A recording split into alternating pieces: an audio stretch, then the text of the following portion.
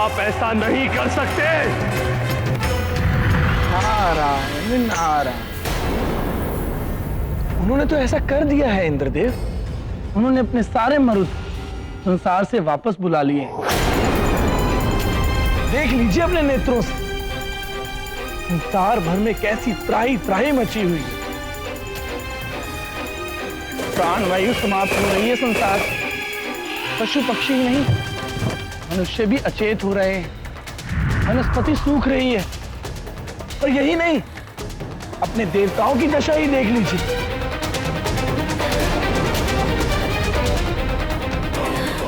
ये भी श्वास नहीं ले पा रहे हैं।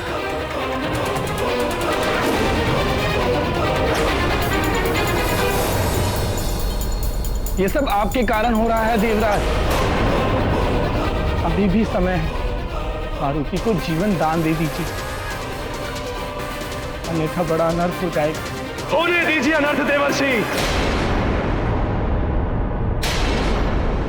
देवराज इंद्र का न्याय अडिग है। कुछ भी हो जाए, यह निर्णय नहीं पलट सकता। देवराज, अपना हट त्याग दीजिए। सब कुछ नष्ट हो जाएगा। देवराज, सृष्टि को बचा लीजिए।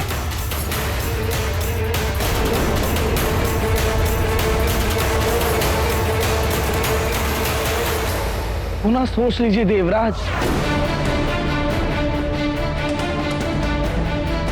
आपका पुत्र भी आपके द्वारा किए गए अन्याय का दंड भोग रहा है।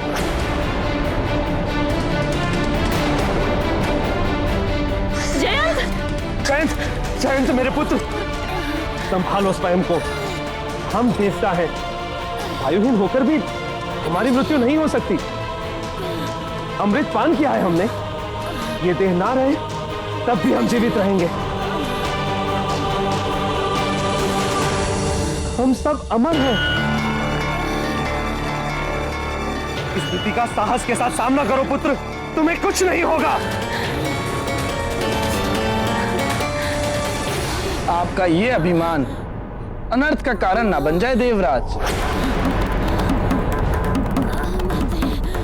देवराज होने के अभिमान में इंद्रदेव ने वायु की उपेक्षा की। परिणाम स्वरूप वायुदेव ने अपने सभी मरुतों को बुलाकर यह सिद्ध कर दिया कि वायु के बिना इंद्रदेव ये संसार नहीं चला सकते। इस संसार में कोई भी तुच्छ नहीं है, सब अपने अपने स्थान पर संपूर्ण है। इसीलिए हमें अपने पद, ऐश्वर्य और समृद्धि के अभिमान में आकर किसी को तुच्छ नहीं समझना चाहिए और ना ही किसी की उपेक्षा करनी चाहिए।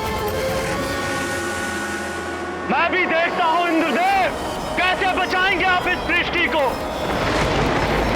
अब तो आपको भी आभास हो जाना चाहिए कि यह सब कुछ आपके ही अहंकार का परिणाम है।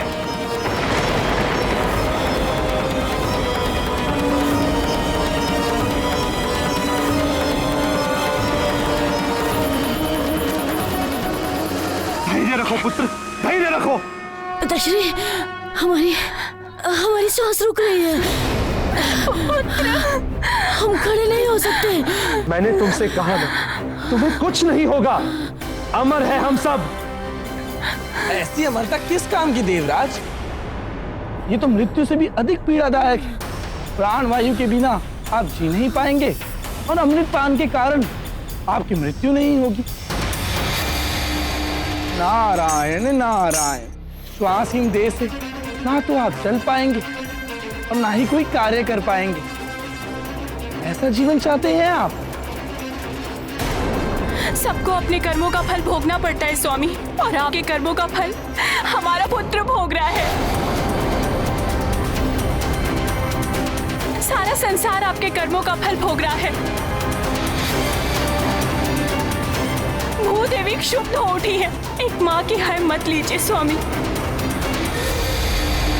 एक माँ की संतान के प्रति ममता उसे वो शक्ति प्रदान करती है जिसके समक्ष दैवीय शक्ति तुच्छ है।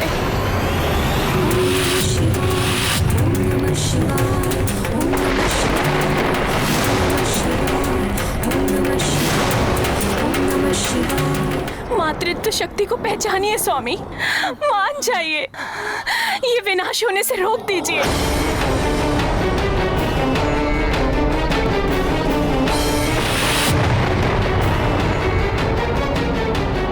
देवराज, मान जाइए, अपना हट त्याग दीजिए। सब कुछ नष्ट हो जाएगा देवराज, सृष्टि को बचा लीजिए। पिताश्री, आपका पुत्र आपके समक्ष श्वास के बिना तड़प रहा है। आप मुझे स्वस्थ कर सकते हैं, फिर भी आप कुछ नहीं कर रहे। ऐसे अमरत्व को पाकर मैं क्या करूंगा? मैं ये जीवन त्यागने जा रहा हूँ पिताश्री। पुत्र नहीं।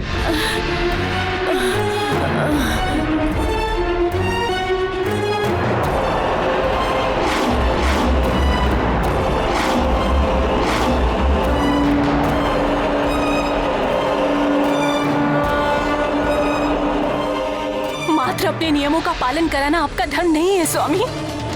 प्रजा राजा के लिए पुत्र के समान होती है। राजा का धर्म है प्रजा का पालन करना पुत्र की भांति, ना कि उन पे शासन करना शासक की भांति।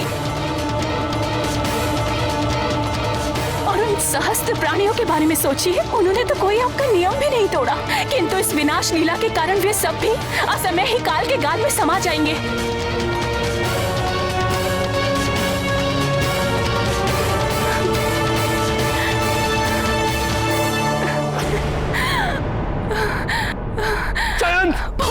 उठो पुत्र, पुत्र उठो।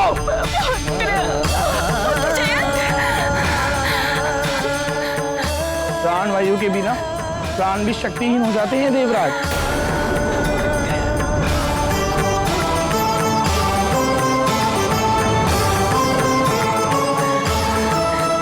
नहीं, ऐसा नहीं हो सकता, मैं ऐसा नहीं होने दूंगा।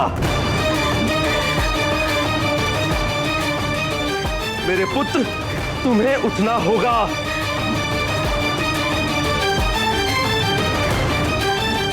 तुम्हें उठना ही होगा।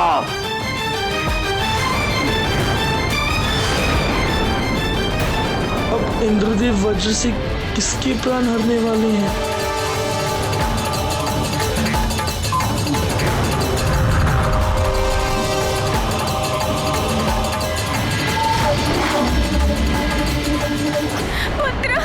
पुत्र उठो, पुत्र।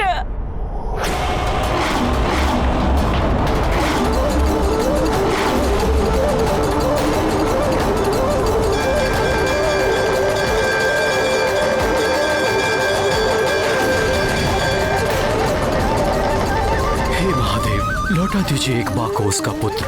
मारुति को पुनः हमारे पास भेज दीजिए, कृपा कीजिए प्रभु।